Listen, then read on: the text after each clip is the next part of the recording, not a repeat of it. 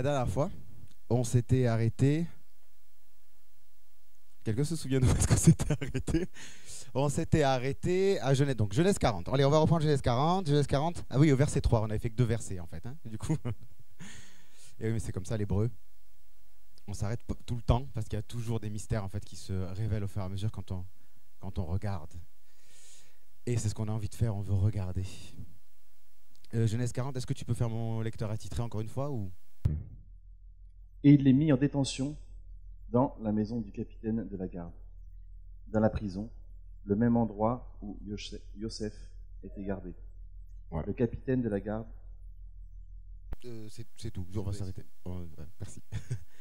Donc là, la dernière fois, on se souvient qu'on avait parlé de l'échanson et du panetier, qui offensent la donne d'Égypte, c'est-à-dire le dieu des nations, qui sous la forme de Pharaon, c'est-à-dire sous la forme de l'impie, va et persécute donc ceux qui sont en charge du pain et du vin, c'est-à-dire en charge de l'alliance dans les nations. Donc en fait, on avait traduit ça très rapidement par, en gros, le Seigneur va juger sa maison. C'est vraiment là où on en était. Et je vous avais dit, si on relit le texte, il est écrit que c'est le panetier et les chansons qui pêchent contre le roi d'Égypte. Mais Pharaon s'en prend au chef des panetiers et au chef des échansons. Et on avait compris que le jugement de la maison de Dieu, donc le jugement de l'Église des nations, va commencer par les fameux leaders dont on parle souvent, et cette fameuse hiérarchie qui s'est mise en place, que le Seigneur va complètement détruire. Tout ça, on avait compris qu'aussi, nous, c'était du coup l'occasion pour se détacher de ça encore. Parce qu'on est toujours le leader de quelque chose dans nos vies, et c'est toujours bon voilà, de faire tomber ça. Donc, dans tout ça, on avait parlé aussi de l'atome, n'est-ce pas? Électron, proton, neutron qui fusionnent, c'est-à-dire mes corps qui fusionnent dans la résurrection des corps, et qui obtient une nouvelle masse, c'est-à-dire un nouveau kavod, une nouvelle gloire. Et ça fait un deutéron, c'est-à-dire un nouveau noyau fusionné, plus rayon gamma. Ça veut dire que non seulement tu prends de la gloire, mais tu rayonnes. Et donc cette fusion atomique, c'est ce qui va se produire à la résurrection des corps. Et que c'était à partir de cette résurrection-là qu'il fallait régner et être sacrificateur, et pas régner et sacrificateur en oubliant la dimension de gloire qui vient. Parce que c'était comme ça qu'avaient péché les chansons et le panetier. Je m'en souviens bien, hein. Ça a remarqué. Amen. Ok. Avant de commencer, parce que ça commence par la nécessité de mourir, pour la phase 2, on va commencer par la nécessité de mourir. Pour revenir à la fusion atomique, je vous avais dit, ça se produit dans les étoiles. C'est ce qui fait briller les étoiles. La fusion atomique, en gros, les étoiles sont des grosses fusions atomiques constantes. Le Soleil est une fusion atomique constante. C'est pour ça que, d'ailleurs, ITER, ceux qui savent CNRS, ITER, etc., le CERN, pardon, je sais pas CNRS, le CERN, ITER, etc., sont en train d'essayer de reproduire la capacité du Soleil, en fait, à l'heure actuelle, justement par le processus de fusion atomique. C'est-à-dire que, d'après ce que nous on a compris, ils sont en train d'essayer de commencer à exploiter les forces de la résurrection à venir pour construire Babel, pour construire exactement comme ça s'est passé en Égypte, comme ça s'est passé à Babylone. En Égypte, on le voit d'autant plus qu'à Babylone, qu'à Babel, parce qu'en Égypte, on voit que le pharaon, c'est ce qui suit, hein, une fois que Joseph n'est plus là. Le pharaon, il dit, tiens, ce peuple, il est plein de vie, il se multiplie beaucoup, ça grouille. On voit qu'il y a une force à l'œuvre qui leur donne vitalité, vigueur. Eh bien, on va en faire des esclaves. Puisque eux ont la vitalité et la vigueur pour bâtir le monde de demain, eh bien, ils vont bâtir mon monde de demain. C'est le même principe. Toujours utiliser les forces d'Elohim, les forces de Dieu qui sont à l'œuvre, se brancher dedans et les utiliser pour construire un truc complètement antéchrist. C'est le même principe. Et là, scientifiquement, c'est ce qui est en train de se produire. Moi, ça me rend fou. Pour que, donc, on brille comme des étoiles, il faut qu'il se passe le même processus en nous que les étoiles. Et je ne vous cache pas que pour qu'il y ait fusion atomique dans le noyau d'une étoile, il faut qu'il y ait pression extrême. Donc là, je parle du poids d'une étoile qui s'effondre un peu sur elle-même, on va dire comme ça, qui sera instable comme ça, et des températures du soleil. Donc, clairement, c'est la pression et la fournaise qui va faire qu'on brille. C'est le passage nécessaire pour devenir une étoile. Ok ? Mais vous inquiétez pas, ça va bien se passer.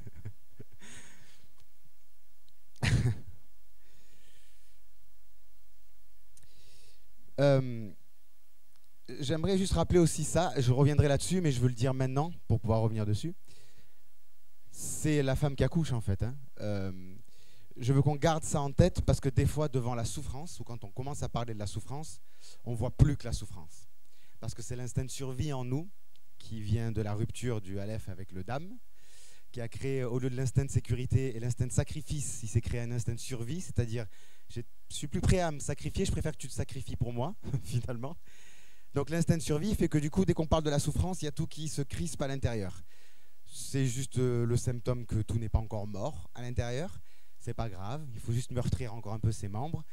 Mais comme un accouchement, une fois qu'après l'enfant il est né, on ne se souvient plus des douleurs. Enfin, je dis ça, je suis un homme, mais c'est ce qu'on m'a dit. Je ne veux pas me prendre des pierres là. Genèse 43, et il les fit emprisonner dans la tour du chef des gardes, dans la prison, dans le lieu où Joseph était prisonnier. Ouais. Alors, vous vous souvenez pour le roi d'Égypte, quand ça donnait... et ils ont offensé le roi d'Égypte, leur maître, qui est roi d'Égypte. Donc, on avait dit, ok, vous voulez nous orienter vers le roi d'Égypte. Bon, ben là, ça fait... Il les emprisonne dans la tour des chefs des gardes, dans la prison, dans le lieu où Joseph est emprisonné. Voilà. Bon, ben on a compris qu'on va aller en prison. Clairement, on veut nous attirer vers là. On va regarder un peu tous ces mots-là, parce que chacun de ces mots est une véritable révélation de ce qui vient. De cette fameuse, parce que cette chute du système ecclésiaste qui est dans les nations à l'heure actuelle et ce retournement de l'alliance à nouveau vers Israël, non pas que Israël ne porte plus rien à l'heure actuelle, mais la renaissance de l'alliance en Israël, c'est un processus qui va être troublant pour nous, déstabilisant. Et c'est tout ce processus-là qu'on va voir. Okay ? Donc, premièrement, j'aimerais faire remarquer que Joseph aussi, il est dans la même prison. Okay ? À cause du chapitre précédent et de la femme de Potiphar. Tout le monde voit le passage de la femme de Potiphar. Je résume très rapidement. C'était Joseph qui était numéro 2, juste après Potiphar, et il était hyper bien, hyper confortable, sauf que la femme de Potiphar a désiré coucher avec Joseph. Et il a beau refuser. À un moment donné, elle était seule avec lui. Très intéressant d'ailleurs parce que Philippe faisait référence au fait que si tu veux prendre autorité sur quelqu'un qui a plus d'autorité que toi, tu couches avec sa femme. Et donc tu le remplaces, tu prends autorité sur lui en passant par sa femme. Et là on voit Joseph qui refuse ça. Mais parce qu'il refuse ça, elle l'accuse à tort et il finit en prison. Ok. Donc le premier c'est il les fit emprisonner dans la tour du chef des gardes. Et c'est le mot garde et c'est le mot tabar, enfin c'est la racine tabar. Je vais vous l'écrire, ça fait plaisir à Gérard.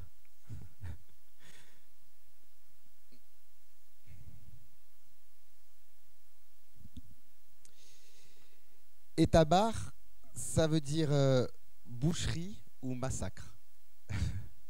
Ouais, tabar, ça fait mal. Tabar, ça veut dire que le jugement que Dieu va envoyer, c'est le début de la persécution. C'est la tribulation qui pointe son nez. Mais comme me l'a dit le Seigneur tout à l'heure, qu'est-ce que tu crois qui a été plus violent? Le début du déluge ou la continuité du déluge? Le milieu et la fin? Et je pense que quand il a dû voir toute l'eau débarquer d'en haut, d'en bas, un truc qui s'était jamais fait, un truc complètement fou, je pense que ça devait être très impressionnant, surtout à ce moment-là. Donc c'est de ce massacre-là dont il est question.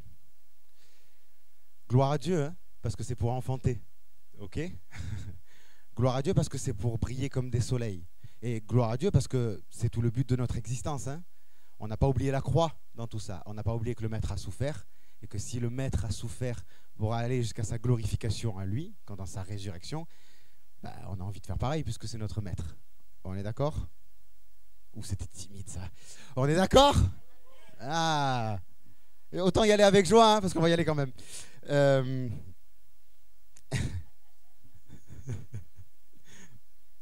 Gardez cette phrase. Autant y aller avec joie parce que de toute façon on va y aller quand même. Il y a un truc qui est quand même fou. C'est-à-dire que c'est le même endroit où Joseph se retrouve. Et ce qui est fou, c'est que je disais, Seigneur, comment ça se fait que des gens qui ont péché gravement contre l'Alliance se retrouvent dans la même prison, dans la même persécution, que celui qui a été accusé à tort d'un truc qu'il n'avait pas fait? C'est quand même très étrange ce lieu que le Seigneur a dont le Seigneur parle, cette ambiance, cette persécution, elle est à la fois contre les justes et les injustes. C'est-à-dire ceux qui ont chuté à cause de leur péché et ceux qui se retrouvent là à cause de leur justice. Ok ? Donc je le répète, de toute façon on va y aller. Donc allons-y dans la joie. Je voulais juste m'arrêter légèrement sur ça, parce que ça m'a fait penser aux 10 vierges. Ça m'a fait penser aux 10 vierges qui s'endorment toutes. Les 5 sages, les 5 folles. À un moment donné, on arrive dans ce temps-là, où de toute façon, ce qui va se produire pour tout le monde. C'est important de comprendre ça, parce que nous, on a les yeux fixés souvent sur les médias, on a les yeux fixés sur ce qui se passe, sur l'actualité, sur les news, mais en fait, on ne se rend même pas compte que nos vies ont commencé déjà à être happées, aspirées dans ce que le Seigneur est en train de faire. Les médias, ils ont un temps de retard sur le prophétique, hein, normalement, malheureusement, de nos jours. Bon, on se sert des médias pour faire du prophétique, ce qui est un peu dommage. Mais nous, aujourd'hui, on a développé une espèce... Je vais en parler d'ailleurs. C'est complètement satanique. Moi, je pense qu'il faut vraiment arrêter. Souvent, on regarde dans les médias ce qui se passe et du coup, on va intercéder pour ce qu'on a vu dans les médias. Moi, je pense que si on était les hommes prophétiques, les prophètes, c'est-à-dire les envoyés de Dieu et ceux qui reçoivent les réceptacles de la parole de Dieu, je pense qu'on dirait aux médias, dans 2 jours, vous allez parler de ça. Voilà. Et puis, dans 1 semaine, vous allez parler de ça. Mais vous inquiétez pas, parce que nous, on a déjà prié, donc dans 2 semaines, vous parlerez de ça. Voilà. Ouais, amen. Et je pense qu'il faut arrêter cette réactivité prophétique et rentrer dans la proactivité prophétique. Amen. Et non, pas la contrecarre. La carte tout court. Non, justement, pas la contrecarre. Vous avez bien compris ce que je suis en train de dire. C'est-à-dire, j'aimerais, moi, entendre Satan s'est retourné et puis s'est rendu compte qu'on était déjà là. Plutôt que je me suis retourné et en fait, Satan était là où je devais aller. Vous comprenez ce que je veux dire ? Donc, nous, si on ne le capte pas, le prophétique, il agit quand même. Parce qu'on a donné nos vies au Seigneur et que de toute façon, on est ses prophètes. Et que de toute façon, on vit ce que le Seigneur a décidé de faire. Donc, ça veut dire que s'il y a persécution, massacre, nos vies et enfermement, dans une prison, emprisonnement, nos vies vont commencer à avoir cette ambiance-là. Ok ? C'est-à-dire, malgré vous et sans comprendre pourquoi, vous allez ressentir ça qui vient vers vous, qui est déjà un peu là, autour de vous. Le problème, c'est que comme on n'est pas ce peuple prophétique qu'on devrait, on va commencer à interpréter comme on a toujours interprété. C'est une attaque de l'ennemi. Non, en fait, c'est parce que j'ai péché. Non, en fait, c'est parce que des gens se sont levés contre moi. Bon, ben, je t'explique.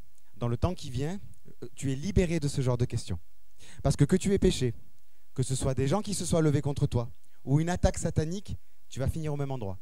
Donc la réponse n'a aucune valeur cette fois-ci. Ce n'est pas la bonne question. Okay ? Pourquoi j'en suis là ? Si tu es déjà en train de te poser la question, pourquoi j'en suis là dans ma vie ? Pourquoi c'est bloqué ? Pourquoi je suis dans cette prison ? Je te le dis, déjà, arrête avec ce pourquoi-là et ne va pas chercher dans ce que tu as l'habitude de chercher. Il se passe autre chose. Les tonnerres ont grondé, un rouleau s'est ouvert et on est rentré dans quelque chose. Ok ? Et tu vas te retrouver de toute façon au même endroit. Donc la raison n'a aucune importance. Que tu sois Joseph, je vais le dire autrement, que tu sois échanson, pas Neutier, à chaque fois je fais un mix des deux, qui est péché contre l'alliance, parce que tu as fait rentrer Babel dans ta vie, tu t'en rends compte, bon trop tard, c'est le moment où le roi d'Égypte a pété un plomb et t'a dit non mais c'est trop tard, voilà, moi j'arrête là, l'alliance dans la clôture, j'en ai marre, bon c'est trop tard. Que tu sois là, ou que tu sois Joseph, c'est-à-dire, j'ai rien fait moi, j'étais bien, c'est cette femme-là qui a tenté de me séduire et j'ai dit non. J'ai respecté l'homme qui m'a mis entre mes mains le ministère que j'ai. Il s'est enfui, Joseph. Elle l'a retenu par le vêtement, il y a laissé son vêtement et il s'est enfui. Il a laissé son vêtement. Il a même laissé son autorité. Il a même laissé son ministère. Il a même jeté au feu son ministère, pour ceux qui sont habitués à jeter au feu avec moi. Et justement, si on avait commencé la dernière fois que j'ai parlé chez Michel Dacier à jeter au feu les ministères, jeter au feu ce qu'on a l'impression qui nous fait vivre, jeter au feu ce qu'on a l'impression qui nous rend chrétiens, jeter au feu ce qui nous donne bonne conscience de dire « Oui, mais je suis utile quand même pour le royaume ». C'était pour commencer à faire un peu comme Joseph. Okay ? Parce que bien qu'on finisse dans le même lieu, c'est quand même mieux si on y finit par injustice que par justice. Il y a même laissé son ministère. Il est allé jusque-là, Joseph, en disant « Je laisserai tout à cette femme, mais je ne coucherai pas avec elle. » Manque de bol, ça n'a pas suffi. Il est quand même, lui aussi, en prison. Ok, est-ce que... Et vraiment, je veux te parler directement. Si dans ta vie en ce moment, tu te sens en prison, ne te prends plus la tête. Pourquoi? Prends-toi la tête. Surtout, à partir de là, qu'est-ce que je fais? À partir de là, quel est l'intérêt que la prison va avoir pour moi? J'aime bien mon frère Philippe, alors, comme ils sont Philippe au pluriel, Philippe Trompette, qui dit « Faites de la prison votre lieu de... » Comment tu dis? Faites de la prison ton lieu d'adoration.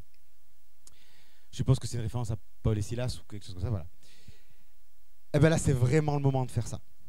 Fais de la prison ton lieu d'adoration. Fais de l'enfermement chez le chef des gardes ton lieu d'adoration. Ok? Reste là-dedans. Travaille le prophétique. À fond, à fond, à fond, à fond, à fond. Ouvre ton oreille encore, ouvre ton oreille encore. Parce qu'ensuite, les temps qui viennent, il va falloir avoir une grande oreille ouverte. Ok? Pas que maintenant, il ne faut pas, mais ça va devenir d'autant plus essentiel. Et je vais expliquer pourquoi.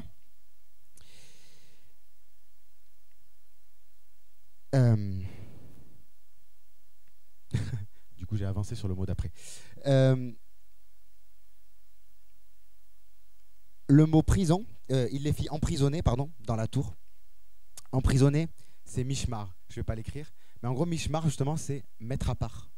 Mishmar, c'est comme chômeur, c'est être sur surveillance, en fait, être sous garde.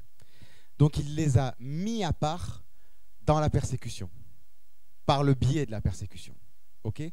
Donc, vous voyez qu'en fait, la persécution, là, même si elle vient et que c'est l'antéchrist qui est à la tête, comme on a vu, derrière l'antéchrist, et je te conseille de toujours regarder derrière l'antéchrist, que celui qui a des oreilles entende, derrière l'antéchrist, c'est Dieu qui est aux commandes.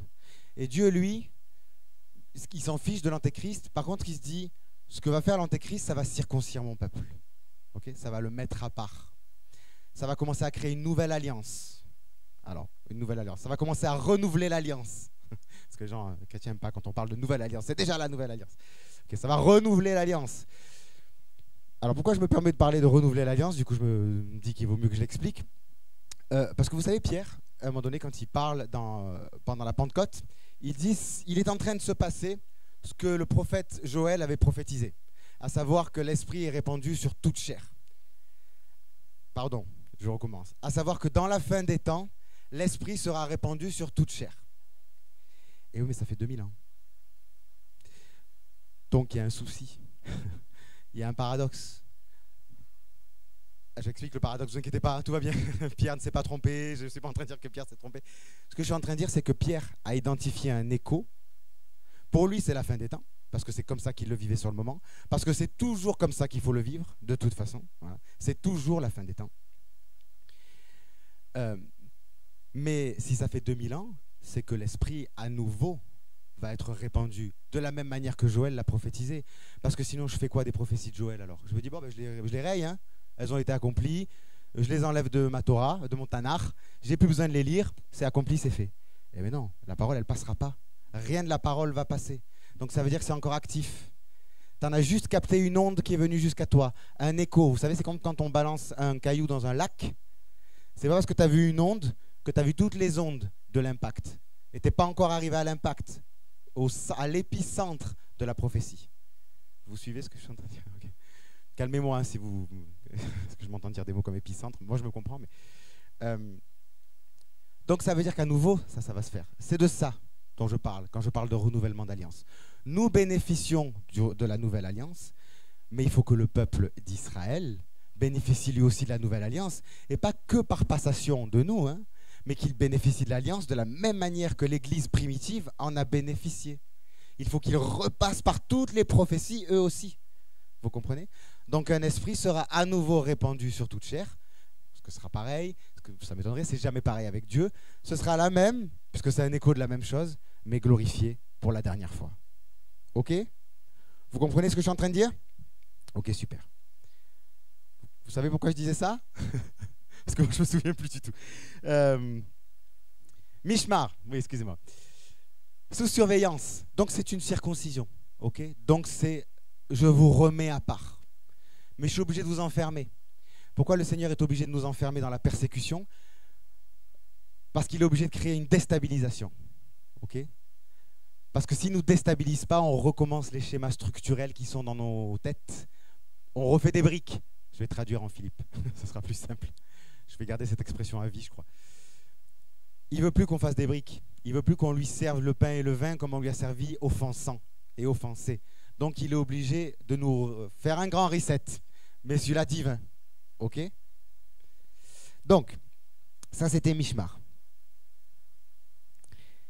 La question est donc, puisque tu es mis à part, vous voyez, on quitte le côté persécution brutale et massacre pour aller vers une mise à part. Elle est brutale, mais déjà on ne commence plus à voir le côté brutal. Déjà on commence à se dire, ah non, en fait, je ne suis pas juste mis à mort dans une grande boucherie, même si c'est concrètement le cas. Je suis mis à part par mon Dieu. Je suis mis en position idéale pour accueillir le renouvellement et la gloire qui vient. Gloire à Dieu pour la persécution du coup. Gloire à Dieu pour le chef des gardes. Gloire à Dieu qui montre encore sa miséricorde, même dans sa colère, pour nous ouvrir encore un sas. Okay? Et c'est là que je vais en venir. Sohar, c'est la tour. Parce qu'il est précisé, excusez-moi, je ne sais pas si je vous l'ai lu avec le mot tour. Il les fit emprisonner, oui, dans la tour du chef des gardes. Là encore, il les fit emprisonner chez le chef des gardes aurait suffi. Pourquoi on nous précise que c'est dans une tour? On n'a pas concrètement besoin de savoir que c'est dans une tour. Tour, donc, c'est le mot sohar. Alors, sa mère, je fais juste un rond. Hein. Je n'arrive jamais à les dessiner, cela. Oui, c'est ça. Là, je vais vous donner une révélation pure. C'est-à-dire, je n'ai pas eu le temps de trouver. Je n'ai pas eu le temps de le justifier avec la parole. Je sais que c'est vrai, parce que je l'ai vécu plein de fois.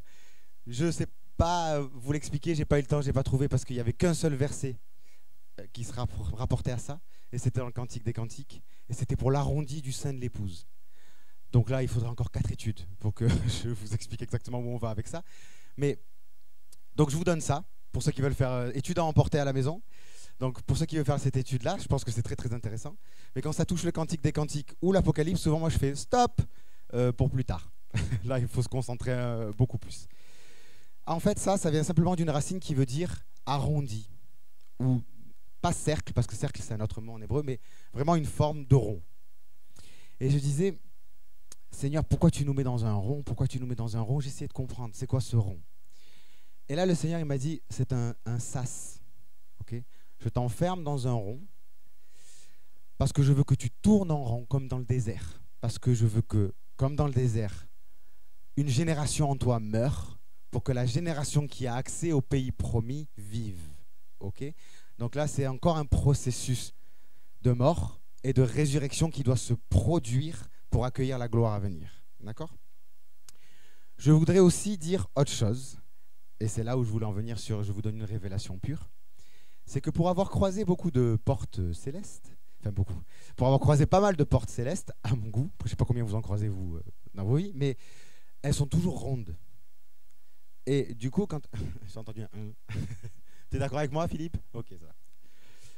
On est deux à s'accorder déjà. Sur la parole de 2 témoins, c'est vrai. Elles sont souvent rondes quand je les vois spirituellement.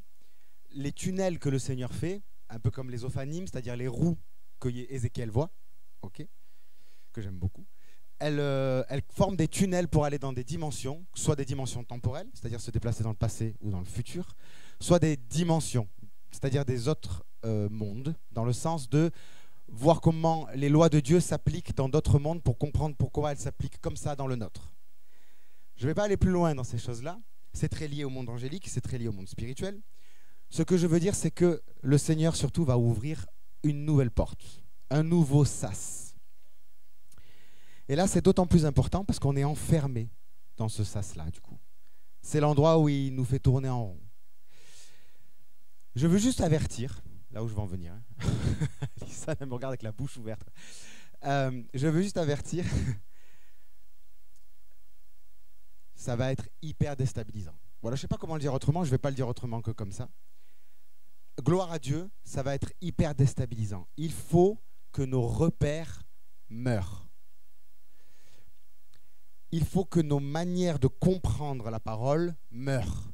Il faut que ce qu'on croit savoir, parce qu'on l'a longtemps étudié, et je parle pour moi en premier, meure. Là, il faut que tout meure. Véritablement, parce qu'on sera dans une nouvelle dimension. Il faut, encore une fois, ouvrir son oreille prophétique et capter les nouvelles instructions qui sortent de cette dimension-là. Je veux vous rappeler que dans ces temps d'ouverture de sas pour aller vers un renouvellement d'alliance, donc la vie d'Yeshua, parce que c'est exactement cette période-là, Jean-Baptiste, Yeshua, on est dans cette période-là, c'est les périodes doctrinalement les plus troubles que vous puissiez trouver. On en parlait avec Philippe, je devrais arrêter de dire ça en fait, parce que on en parlait avec Philippe, parce que justement, il y a plein de versets sur lesquels on ne s'arrête plus, ce qui prouve le danger dans lequel on est en tant que peuple de Dieu, qui sont par exemple, Seigneur, pourquoi tu parles en parabole? De peur qu'ils ne se convertissent et qu'ils ne soient guéris. Ézéchiel, tu parleras au juste, et si le juste quitte ses voies de justice et qu'il ne se repent pas, il mourra dans son injustice et je ne me souviendrai pas de sa justice. Moi, au début, quand je lisais ces versets, je me disais, Seigneur, je t'aime et tout, hein, mais je ne te reconnais pas du tout là-dedans. Mais t'es pas, toi, mais il est écrit ailleurs que tu n'es pas quand même un Dieu mauvais pour ne pas te souvenir de la justice et pour ne pas te souvenir des choses bonnes qui ont été faites, même de celui qui tombe. Pourquoi là, d'un coup, le déluge me faisait ce même effet. Et c'est aussi cette période de transition entre alliances. Le déluge, je disais, Seigneur, toi, qui supportes pas de voir une fourmi mourir, la vie s'en aller quelque part, toi, tu as détruit toute la création et on a été réduit à 8 hommes et un couple d'animaux impurs et 7 couples d'animaux purs. J'ai dit, mais comment toi-même tu as pu supporter ou prendre la décision de faire ça? Et je sais, oui, mais Dieu est bon, mais Dieu aussi est juste. Et je comprends, hein. Mais quand tu as goûté à sa miséricorde, c'est difficile à croire. En fait, je le crois, mais je veux comprendre le processus. Vous comprenez ce que je veux dire? Qu'est-ce qui déclenche en toi le fait que dans ta loi principale de ce que tu es, c'est la miséricorde, triomphe du jugement, toujours. Mais là, c'est le jugement. Ensuite, la miséricorde revient triompher. Hein. Mais là, clairement, on ne t'arrêtera pas. Il y a ce passage aussi, interalliance, de ce roi qui d'un coup se réveille en Israël après des mauvais rois et qui dit, je vais détruire tous les autels. Même les autels qui ont été bâtis... non, je ne sais plus si cela il est détruit, mais oui, je crois que... Bon bref, il fait une grande Pâque et il est écrit qu'il n'y a jamais eu de Pâque comme ça en tout Israël. Je ne me souviens plus du nom du roi, excusez-moi, j'ai plus la référence. Non, c'est pas Jéhu. C'est Josias. Exactement. Justement, après l'oubli, donc il revient à l'Éternel de toutes ses forces. On n'a jamais vu un roi revenir à l'Éternel de toutes ses forces comme ça. Et peu de temps après, il est écrit, mais l'Éternel décida de ne pas pardonner. Et tu dis, mais attends, je comprends pas. Toi qui es le Dieu qui dit, si tu reviens à moi, si tu t'humilies, si tu pries, si tu pleures, je pardonnerai, je te guérirai. Ce qu'a dit Michel. Et ce qui est vrai, hein, eh bien là, c'est la période où non. Non, pas parce que je suis particulièrement en colère ou haineux envers vous, hein, pas parce que j'ai arrêté d'être miséricordieux, je dois passer à autre chose. C'est trop tard. Je vais dans une nouvelle gloire. Mon alliance, elle est obligée d'évoluer parce que soit elle évolue, soit elle pourrit. Et pourri, c'est le royaume de Lucifer. Je ne fais pas moi ça. Moi, je suis le Dieu de la gloire qui va de gloire en gloire. Donc, je ne vais pas vous laisser faire pourrir mon alliance. Ce n'est pas possible. Je ne vais pas vous laisser, comme il est écrit dans l'Ancien Testament, laisser les morceaux d'agneau pourrir le lendemain. Il faut tout consommer ou je viens et je consomme tout moi-même. OK?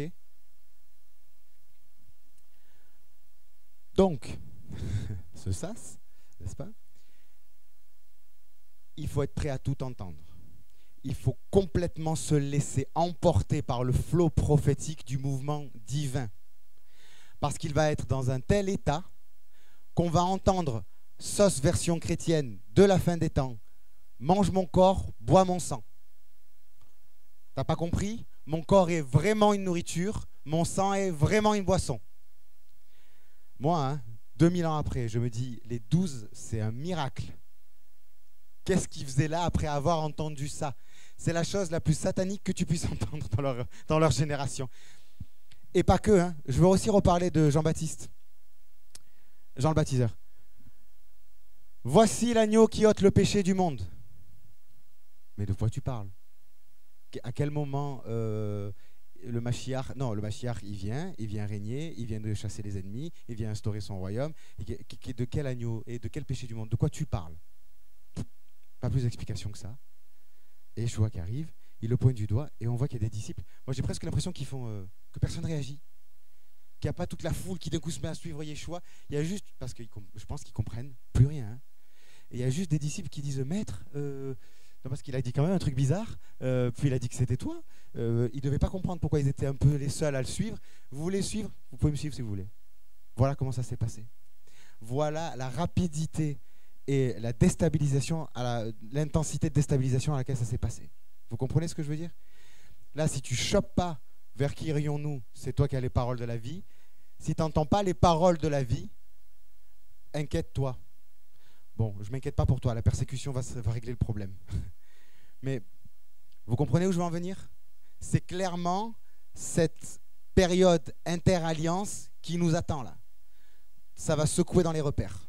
Et le Seigneur ouvre une porte particulièrement pour ça. À emporter à la maison, je pense qu'il ouvre également une porte pour le monde angélique, parce qu'on voit bien que dans l'Apocalypse, d'un coup, le monde angélique se lie à ce qui se produit, avec des anges qui commencent à raconter des choses, à faire des choses, celui avec l'arc-en-ciel, celui qui proclame l'évangile, etc. Il se passe plein de choses avec les anges. Ça, c'est pareil. C'est pas, vous me connaissez, c'est pas épaf des chocs à pic. D'un coup, les anges se disent « Ah, bah ça y est, c'est l'heure d'intervenir au niveau de l'Apocalypse. » Non, ça va commencer. Ça a commencé. Vous comprenez? Ouais. D'ailleurs, effectivement, si tu es autant sur les anges, et tu as déjà commencé à balancer pas mal de révélations, je trouve, qui sont légèrement déstabilisantes et hyper bonnes. Oui. Et c'est ce genre de déstabilisation-là. C'est-à-dire, ah oui, mais est-ce que j'ai le droit? Mais est-ce que j'ai pas le droit? Ben, si tu te poses la question de si tu as le droit à l'époque de boire du sang et de manger de la chair, eh ben, tu n'es pas pris avec Yeshua là.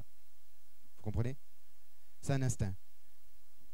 C'est purement instinctif. C'est purement instinctif. Ok? J'ai plus de voix. Amen. C'est pour ça qu'elle nous a été donnée. C'est pour ça qu'il dit le témoignage de Yeshua, c'est l'esprit de prophétie. Il est là, hein. C'est ça que l'ange essaie justement explique à Jean quand Jean se prosterne, lui aussi complètement déstabilisé dans ce qu'il est en train de voir. Lui-même qui a vécu avec Yeshua comprend pas ce qu'il est en train de voir. Il veut se prosterner devant l'ange parce que la présence angélique est tellement forte, il croit que c'est Yeshua. Ok, vous voyez, ça reprend tout ce que je suis en train de dire. L'ange est obligé de lui dire non, te prosterne pas, moi je suis ton compagnon d'armes. Là, il y a vraiment quelque chose à comprendre.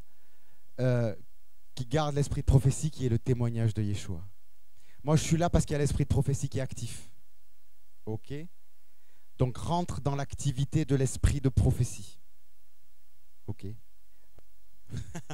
La sœur, elle voulait que je rajoute. Le passage de Joël, c'est aussi le passage où il est écrit vos filles et vos filles prophétiseront l'esprit, donc sera répandu. Exactement. Tout à fait. C'est l'éclatement de l'esprit de prophétie. Là, on est dans l'accomplissement du coup de l'alliance. Mais à ce moment-là, ceux qui sont dans l'alliance sont dans l'alliance. Hein. Enfin, là, c'est le moment de la gloire. La préparation, elle était juste avant. Vous comprenez? Moi, je vous parle de la période qui est juste avant. Ça, c'est la période qu'il faut fixer avec nos yeux. Ça, c'est super. Mais ça n'est pas encore celle-là par laquelle on va. C'est celle à laquelle on va aboutir. Vous comprenez pourquoi quand on parle tout de suite d'enlèvement, pour moi, ça me semble hyper rapide et hyper dangereux. Je crois qu'on n'a pas compris. Ou même quand on a un débat de est-ce que vous croyez qu'on sera enlevé avant, pendant, après? J'en ai strictement rien à faire. Je le dis souvent, ça, je m'en fiche complètement. Et Jérôme, quand même, faut se préparer. Ah, parce que de savoir si c'est pendant, avant, après, ça te fait te préparer, toi? Enfin, ouais. Alors, tu veux te préparer? Imagine que tu vas être enlevé après.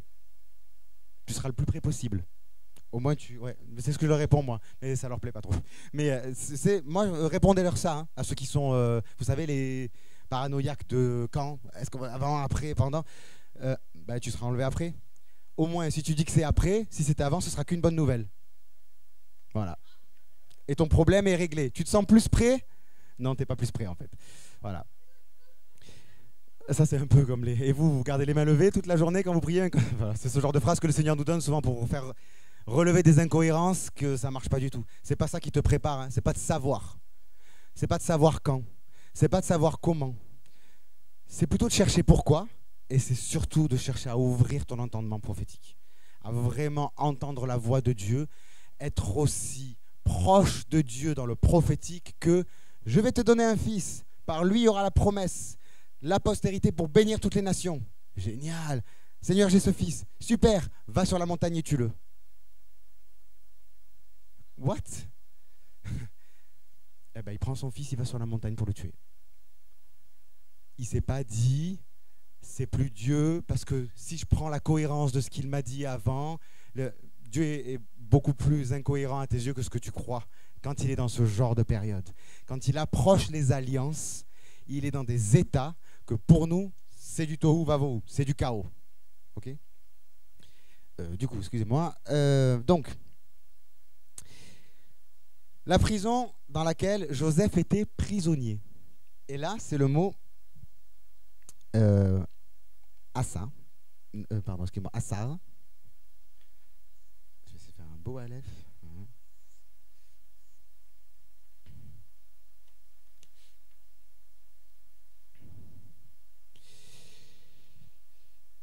À partir de là, je ne sais pas du tout où je vais aller. C'est pas grave. Assar, ça veut dire lié. Dans l'endroit où Joseph est lié. Mais il y a un souci. Moi, enfin, je trouve qu'il y a un paradoxe avec ce que nous dit la parole là. C'est que je vais vous lire ce qui se produit avant pour Joseph. Dans Genèse 39, donc fin de Genèse 39, juste avant qu'on en arrive avec les chansons et le panetier. L'Éternel fut avec Joseph, là il est mis en prison. Okay. L'Éternel fut avec Joseph et il étendit sur lui sa bonté. Il le mit en faveur aux yeux du chef de la prison, donc le chef des gardes. Hein, et le chef de la prison plaça sous sa surveillance tous les prisonniers qui étaient dans la prison. Et rien ne s'y faisait que par lui.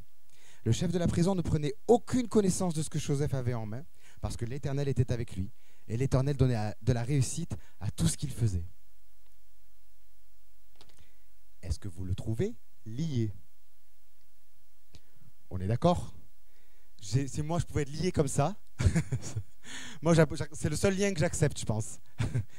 Il a l'air plus libre que même le chef des gardes, parce que la faveur de l'Éternel est avec lui.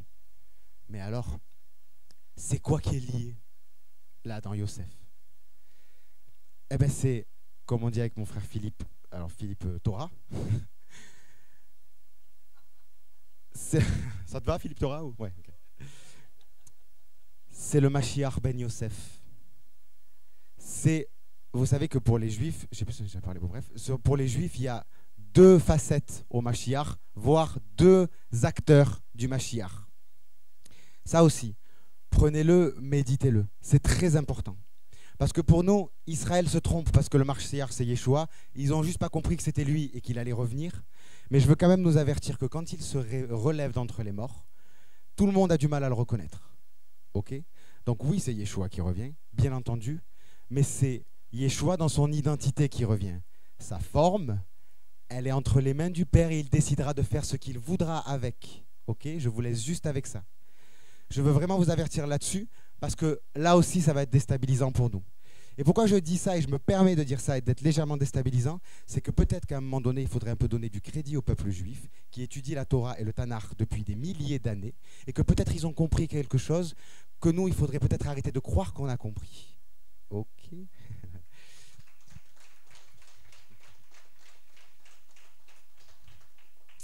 Je veux juste résumer ce que je viens de dire. Je ne dis pas qu'ils seront deux. Je ne dis pas qu'il sera un. Je dis que je ne sais rien. Ok? Et que donc je m'en remets entre les mains de ceux qui sont intéressants à écouter. De toute façon, je suis rassuré parce qu'il y a la persécution. Vous voyez, c'est vraiment le thème rassurant de toute cette étude. On est enfermé au même endroit que lui. Donc on va finir par parler avec le Mashiach ben Yosef. On va finir par parler avec l'identité d'Israël qui produit le Mashiach qui doit régner sur les nations dans toute l'Égypte. Ok? Je recommence. Enfin, plutôt, je détaille. C'est pas pour rien qu'on se retrouve enfermé au même endroit que lui. Hein. C'est parce que c'est lui la clé. C'est lui la clé pour comprendre quelle alliance il est en train de bâtir. Et quand je dis bâtir, je dis le mot bâtir. C'est lui la clé pour comprendre ce qu'on va faire avec le millénium. Vous savez, nous, on se prépare depuis 2000 ans à l'enlèvement. Les Juifs, ils se préparent depuis plus de milliers d'années que ça à la résurrection des morts et à régner sur le monde. Okay? Donc ils ont peut-être là aussi des clés qui seraient intéressantes d'aller entendre pour comprendre comment se les approprier prophétiquement pour nous. Quand je dis pour nous, c'est-à-dire pour nous, eux et nous ensemble. Et arrêter de leur dire « Ah, mais c'est parce que vous avez un voile. » Ben, je te rassure, Chez le chef des gardes, on a tous un voile. Donc on est tous remis à zéro. Le voile, il est sur tout le monde. Donc arrêtons de parler de nos voiles. Essayons de voir nos faces qui sont derrière les voiles pour comprendre quelle onction le Seigneur a mis en chacun d'entre nous et commencer à assembler le puzzle pour comprendre quelle tête aura le Mashiach quand il revient. Quand je dis quelle tête il aura quand il revient, souvent on me dit hey, Jérôme, tu t'inquiètes pour rien. Il sera sur les nuées, tout œil le verra, on sera transporté avec lui dans les cieux. Non mais je ne te parle pas de ce moment-là, moi. Je te parle de ce qui précède. Encore une fois, il n'y a pas de choc à pic. C'est pas je suis dans ma vie, je suis dans ma vie, je suis dans ma vie. Paf, c'est l'enlèvement. Si Dieu parle à ses prophètes, l'enlèvement, ça va commencer à faire des petites fourmis dans ton corps. Vous comprenez ce que je veux dire? La résurrection des morts, elle va commencer à te chatouiller l'âme. Il va se passer des trucs. Et le Seigneur, comme j'ai dit, va commencer à se montrer sous différentes facettes et faire des trucs que tu n'as pas l'habitude qu'il fasse. Et si tu te loupes là, tu te loupes. Et n'espère pas que ça fasse paf l'enlèvement et paf la résurrection des morts et paf le millénium. Vous comprenez? L'enlèvement, c'est la partie facile. C'est la préparation qui nous intéresse. Okay. Cette préparation, elle se fait comme ça. Je voulais juste rajouter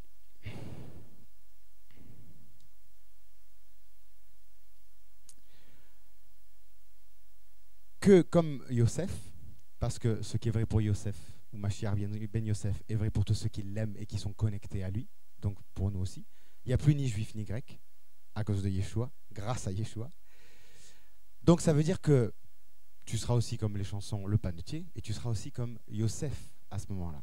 Comme j'ai dit, c'est pour ça que la question, elle n'est pas de savoir si tu es là parce que tu as péché, ou si tu es là parce que c'est injuste. Ce sera les deux, en fait. Tout sera en toi.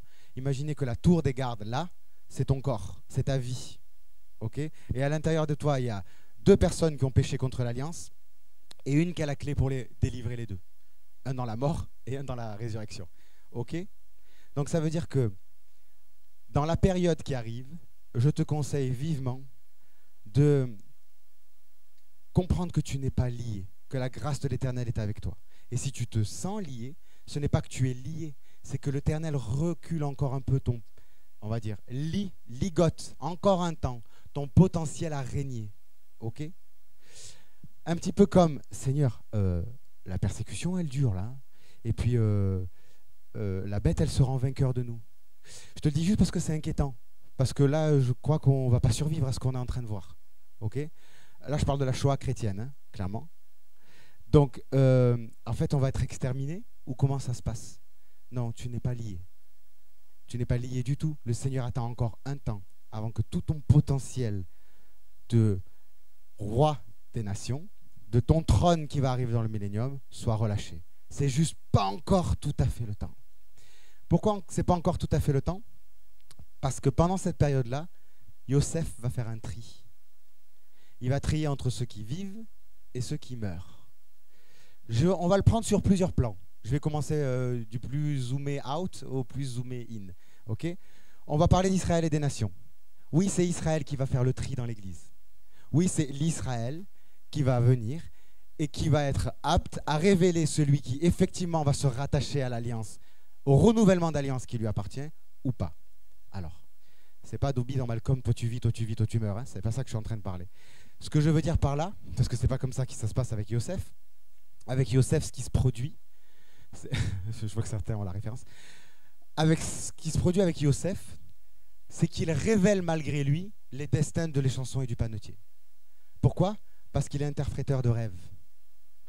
Il est lui la connexion prophétique la plus puissante de son époque, de sa génération. On revient là-dessus. Vous entendez? Il est la connexion la plus prophétique, la plus puissante, au point d'interpréter les rêves. Et du coup, ça donne quoi? Ça donne les chansons et le panetier qui ne savent plus quoi faire. Machin, ils sont dans cette tour, ils tournent en rond, ils cherchent, ils ne comprennent pas, complètement déstabilisés. Eh bien, en fonction de comment ils se sont préparés, il y en a un qui dit j'ai fait un rêve. Ah bon? Qu'est-ce que tu as rêvé? Eh ben, j'avais du raisin dans la main et je donnais la coupe au roi. Ça, c'est les chansons, c'est celui qui donne à boire à Pharaon. Ça veut dire que dans 3 jours, 3 grains de raisin, enfin je ne sais plus exactement, on ne va pas aller dans tous ces secrets-là parce que je ne les ai pas étudiés. J'aurais bien aimé vous les proposer, mais je n'ai pas réussi à aller jusque-là. Joseph, il dit, tu sais quoi, dans 3 jours, tu vas à nouveau récupérer ta place. Tu seras réinvesti auprès du roi des nations. Tu seras réinvesti dans l'alliance vis-à-vis de laquelle tu avais fauté. Le Seigneur te donne Oui, le pouvoir de la résurrection. Oui, de revenir dans le ministère dans lequel tu avais péché. Ok? Le panetier, il se dit, génial, parce que j'ai fait un rêve totalement similaire. Ah, vas-y, raconte-moi. Eh ben, il y avait des pains et les oiseaux venaient, etc. Ah, eh ben, toi, tu vas mourir. Et dans 3 jours, tu seras pendu. Pendu. On en a parlé, ça aussi. C'est pas que Israël va faire le tri parce qu'Israël a le pouvoir de dire qui vit, qui meurt. C'est juste qu'Israël a le pouvoir de révéler qui va vivre et qui va mourir. Et je zoome in dans nos vies. On a ce pouvoir aussi. Je crois que c'est arrivé à chacun d'entre nous de se dire mais qu'est-ce qui s'est passé? Je suis rentré dans la salle, j'ai discuté avec 3-4 personnes, c'est parti totalement en vrille. Je n'ai pas compris du tout et tout le monde m'en a voulu. Il a fallu que je m'en aille parce que j'ai bien compris que sinon on allait me lapider. Mais je ne sais même pas ce que j'ai fait. Ben, tu n'as rien fait. Tu as juste révélé quelque chose. Mais moi, je ne voulais pas révéler. Ah non, non, mais tu ne voulais pas, mais c'est comme ça. La nature du Mashiach ben Yosef en toi révèle. Hein, c'est celui qui va trier entre les brebis, entre les béliers, les boucs. C'est celui qui vient trier entre l'ivré et entre... C'est celui-là. Hein, c'est celui-là qui se présente. Pas qu'Yeshua n'a pas été celui-là, hein, mais c'est celui-là qui va se présenter en Israël. Et du coup, qui va avoir une répercussion sur le monde entier pour l'instauration du millénium et la résurrection des morts. Vous comprenez? Waouh. Merci Sarah. Exactement. En fait, c'est parce que qui c'est en fait qui a tué le panetier? Qui c'est en fait qui a fait vivre les chansons? C'est leur propre rêve. Hein. En fait, ils sont venus avec ce qu'ils ont reçu. C'est juste que Joseph a été capable de dire bah, c'est ça et c'est ça. Et au moment où c'est révélé, c'est terminé. Un peu comme Yeshua qui dit et le prochain qui va mettre le pain là, c'est celui qui va me trahir. Est-ce que c'est parce que c'est Yeshua qui l'a dit que d'un coup ça s'est fait? Non, c'était déjà là en fait. Hein. Mais sauf que quand Yeshua le dit, ça se révèle.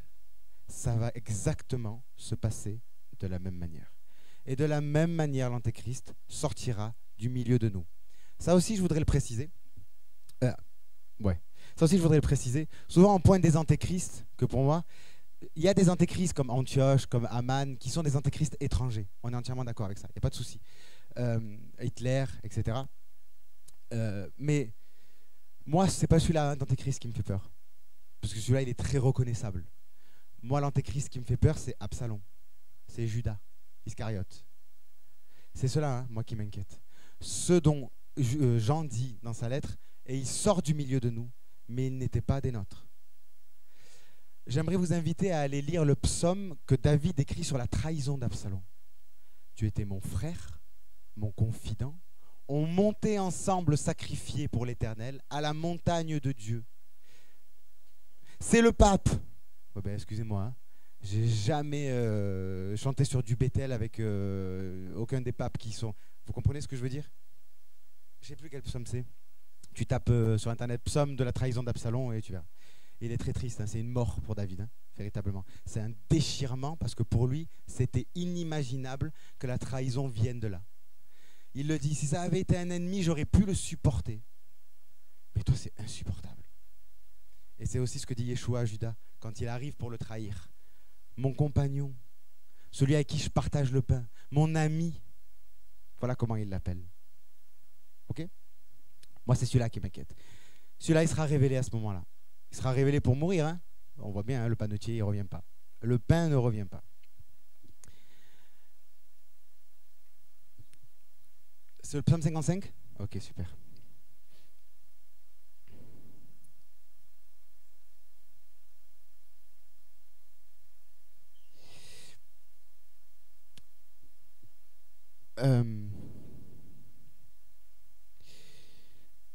Dans le verset 4, je suis allé un peu plus vite que la musique, il est écrit, excusez-moi, le chef des gardes, c'est le verset d'après, hein, je l'ai expliqué avant de le lire, le chef des gardes les plaça sous la surveillance de Joseph, qui faisait le service auprès d'eux, et ils passèrent un certain temps en prison.